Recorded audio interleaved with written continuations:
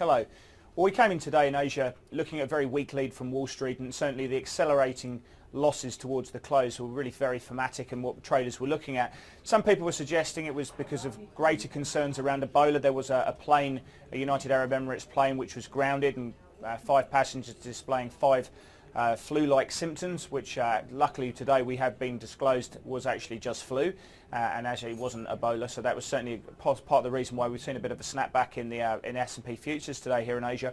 But I think also we have seen quite a lot of technical damage done to the S&P. We've broken through the November 2012 uptrend. A lot of traders were looking at the 200-day moving average around 1906. Now that has been broken. It's still below there at the moment.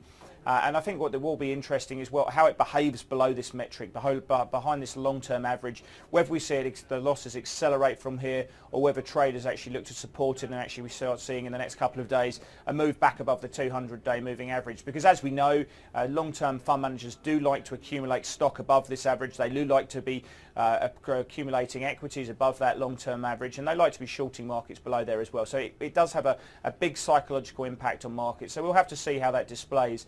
But in terms of what we've seen in Asia, we looked at that lead and effectively we ripped it right up.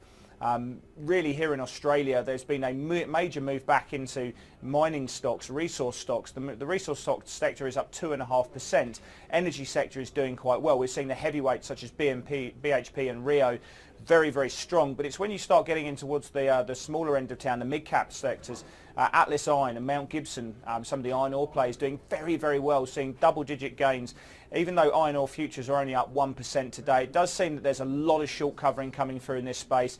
Look at a stock like Fortescue Metals, $289 million worth of short interest in the name. That's a record level. And of course, you know, when we've seen that elastic band being pulled back so sharply that people are looking to take profits on those shorts. Most of the flows are short covering. There is some brave souls looking actually getting long here, but no, I don't think anything's really changed. Elsewhere, financial stocks have started seeing buyers.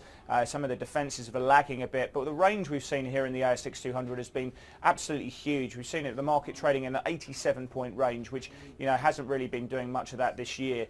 Elsewhere, Nikkei is doing better. We're starting to see good gains coming back into there as the end of the day comes in, but the index is still down 1.7%, playing a bit of catch-up. We're seeing a bit of gains coming through in the Hang Seng, and China's starting to lift off the lows as well. The Australian dollar's seen some good buying today, despite Guy Debelle, the Assistant Treasurer there, coming out with some fairly dovish comments, but I don't think they're anything new, to be honest. I don't think we learned that anything new by him saying that the Australian dollar was fundamentally overvalued. We've already seen that today.